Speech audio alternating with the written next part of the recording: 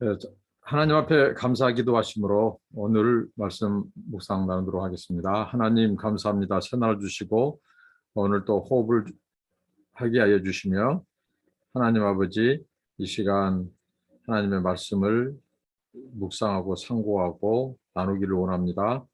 하나님이 어떤 분이신지 알게 해주시고 아버지 말씀대로 순종하며 살게 하옵시고 하나님의 음성을 듣고 나아가게 하옵소서. 예수님의 이름으로 기도합니다. 아멘.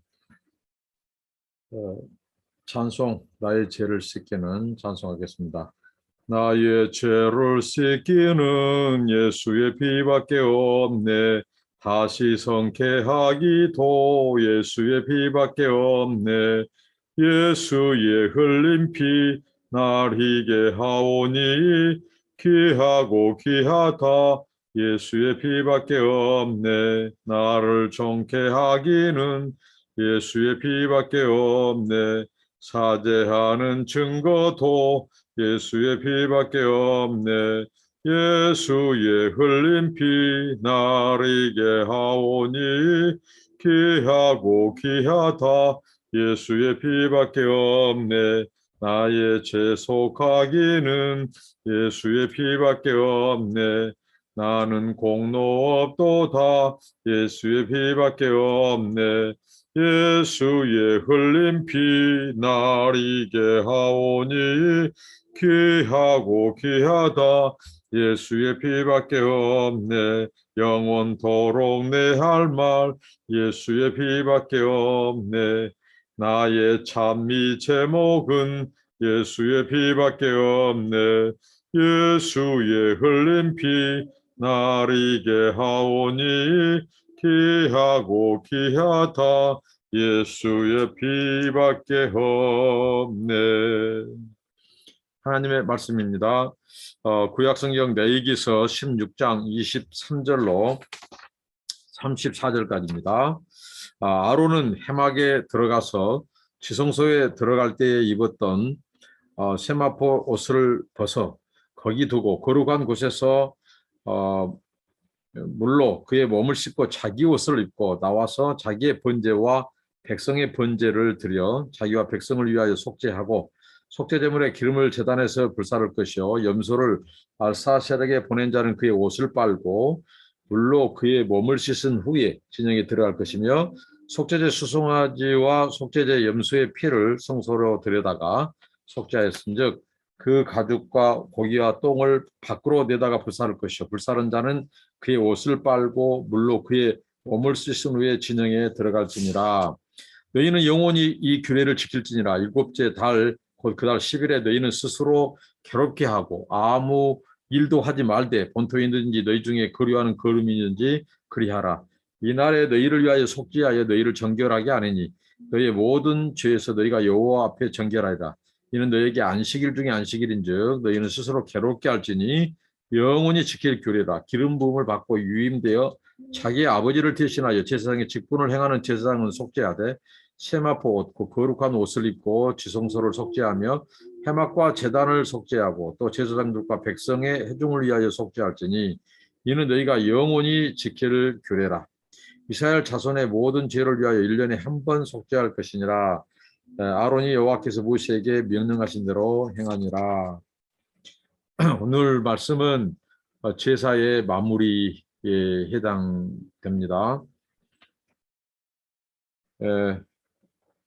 오늘 이 말씀을 통해서 우리가 이제 하나님께서 모세를 통해서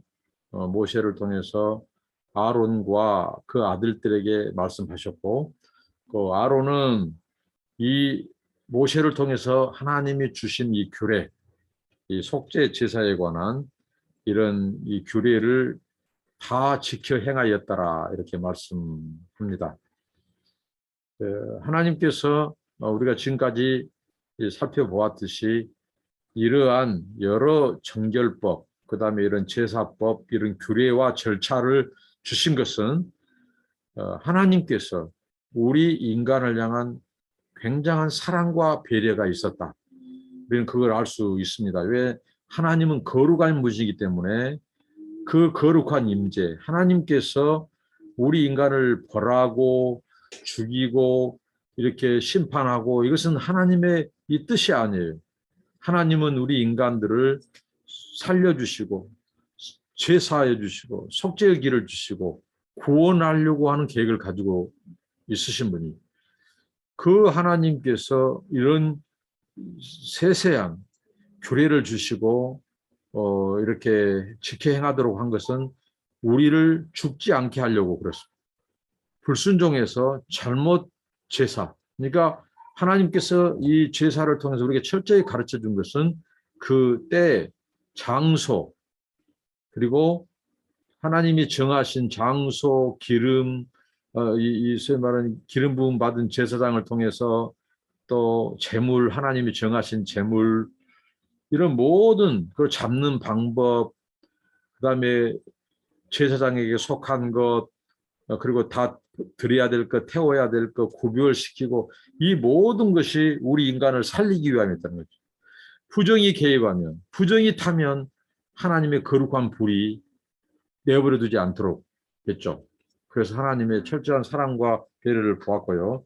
이제 오늘 이 아사셀 염소를 내보낸 제사장이 해막으로 이제 들어오죠. 들어와 가지고 그가 이제 지금까지 행했던 그 옷을 벗고 이제 하나님이 또 준비한 옷을 입게 하셨는데요. 그 옷을 벗고 목욕을 하도록 했고 옷을 갈아입고 이제 자신을 위한 번제물과 백성들을 위한 번제물을 바쳐 속죄하도록 했습니다.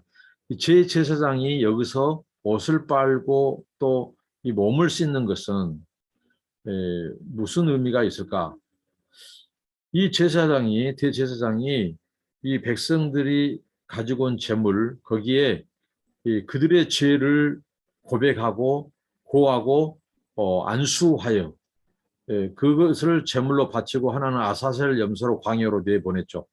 그때 그들의 죄를 전가하는 것은 바로 이 대제사장에게도 오염되는, 그래서 부정하다는 거죠. 그래서 하나님께서 이들이 다시 정결해질 필요가 있어서 또 하나님께서 목욕하도록 하고 하나님이 정하신 또 옷을 입고 이렇게 제사를 진행하도록 했죠. 목욕을 한 후 제사장이 입는 옷은 성소에 벗어놓은 하얀 못이옷으로 이렇게 봅니다. 하얀 세마포 옷. 그리고 하나님께서 또 이렇게 말씀하시죠. 이제 백성들의 죄를 옮기게 된 이 염소가 바로 그 염소를 끌고 광야로 멀리 보내고 온 사람, 그도 이렇게 옷을 빨고 하도록, 목욕을 하도록 이렇게 하나님이 하셨습니다. 그러니까 또 불살랐던 예배 도중 잡았던 짐승들을 이 기름기라든가 이런 것도 다 제단 위에 불살르고 또 그 죽음, 속죄 제물로 잡은 수소와 수염소의 죽음도 짐 밖으로 끌어내서 모든 것을 태웠죠. 원래 백성들의 속죄 제물은 제사장의 몫이었지만 이날만큼은 제사장도 자기 몫을 가질 수 없게 하셨습니다. 이게 온전한 속죄. 이것을 태운 사람도 부정하기 때문에 그 사람도 옷을 빨고 목욕을 한 후에 진 안으로 들어올 수 있었어요. 이 모든 절차 규례가 이 아론이 하나님이 행하신 대로 더군다나 두 아들을 잃게 되었죠. 그래서 아론은 오늘 이 말씀에 보면 그가 하나님의 말씀대로 규례와 절차대로 행하였더라 이렇게 나옵니다. 이게 하나님의 굉장한 이 사랑의 배려였다는 거예요.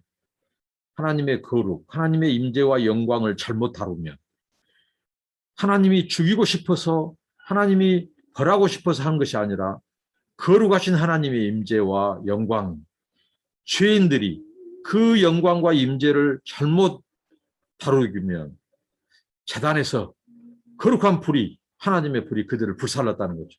그래서 하나님이 철저히 가르쳐주고 그렇게 말씀하셨습니다.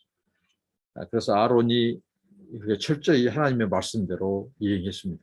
신앙은 뭐냐? 우리가 하나님의 말씀대로 지켜 순종하고 사는 겁니다. 이게 믿음이고 이게 순종입니다. 그래서 순종은 제사보다 낫습니다. 아무리 제사를 그런 예식법, 이런 음식법, 정결법을 따라서 하더라도 순종이 동반되지 않으면 그것은 부정하고 그 부정의 결과는 그 사람이 죽게 된다는 거죠. 이거 철저히 이스라엘의 성전 제사, 이 속죄 제사를 통해서 교훈한 것은 바로 순종이 제사보다 낫다. 그래서 하나님의 말씀을 지켜 행할 때 우리의 죄도 사함받을 뿐만 아니라 그들이 생명을 보존하게 됐다는 거죠. 그러니까 거룩하신 하나님을 항상 거룩하게 선결하고 거룩하신 하나님을 하나님으로 예우하는 거예요. 하나님을 하나님답게 예우해야 되는 거예요. 이게 믿음이고 이게 예배입니다. 최고의 존엄하신 분께 최고의 존재와 가치를 드린 것이 예배예요. 이런 이스라엘의 이 속죄 제사 이런 모든 것들은 하나님을 예배하는 자세, 예배하는 태도, 예배자의 삶, 예배자의 모습이 무엇인지 그리고 그 예배자가 어떤 절차를 따라서 제사를 드리고 어쩔 때 하나님이 제사해 주시고 용서하시는지 그것을 순종하는 것이 중요했다는 거죠. 그 다음에 이제 결론적으로 이제 하나님께서 이 백성들에게 주신 것은 바로 영원한 규례입니다. 영원한 규례.